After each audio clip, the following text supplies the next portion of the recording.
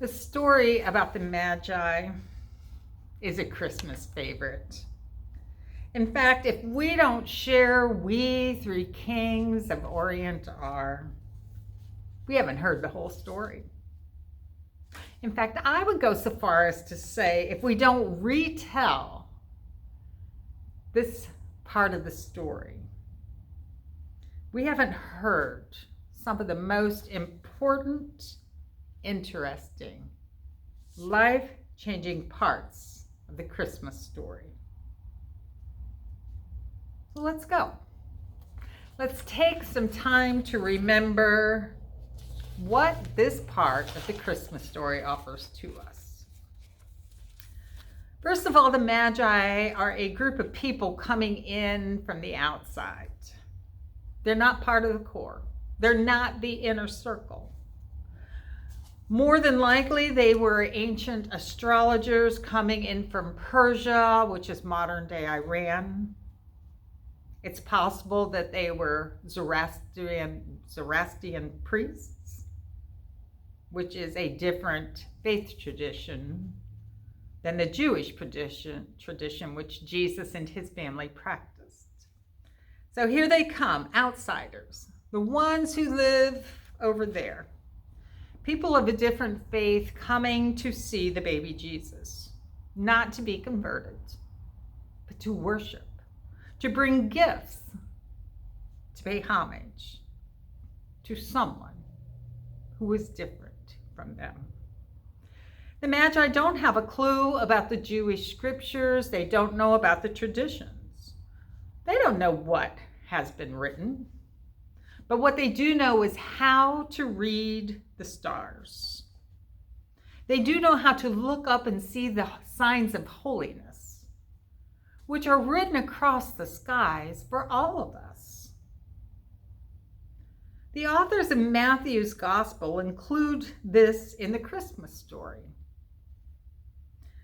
It's their way of highlighting the fact that it was the outsiders who first recognized the importance of Jesus' birth, while the insiders, including the leaders of the Judean culture, miss it.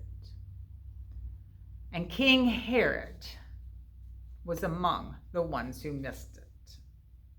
In the commentary, True to Our Native Land, Michael Joseph Brown offers these reminders. Herod the Great was the king of the Judeans at the time.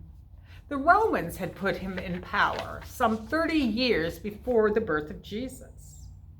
And when Herod learns that the Magi have come to town to pay homage to the new king, he begins shaking. And all of Jerusalem with him. The New Revised Standard puts it this way: Herod was frightened, and so were the people around him. The Message says King Herod was terrified, and so were the people around him. When a leader shakes, the people shake. When a leader is terrified, the people are terrified. When the leader is frightened, the people are frightened. And these are all typical responses when a person in power feels threatened. The thought of losing power scares a lot of people. There is fear in the idea of you're not in control. It's not unusual to be terrified. It's not unusual to be shaken. In fact, it's a typical response of powerful people. And it's actually what we are living through right now. The fear is reverberating all through this nation. And you know what? I've come to this conclusion.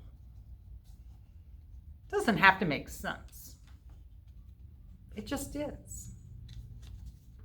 Typical response to frightened people. In just a few weeks, we will be celebrating the birth of another king, Martin Luther King Jr., who once said, "History is the long and tragic story of the fact that privileged groups seldom give up their privileges voluntarily. King Herod is right there among them. And Martin Luther King Jr. also believed that this story of the Magi is pointing us towards something. It's pointing us to remembering that God, the source of holy energy of the universe, is often the cause of unrest. God, the spirit of divine energy, has a way of challenging people, especially people in power. And if you are like me and you struggle with this idea of an intervening God, of a God who, arbitrarily stretches his hand down and mixes things up, perhaps substituting the word good would be a helpful alternative. Or maybe even substituting the word love. It's another option. Good has a way of challenging people in power.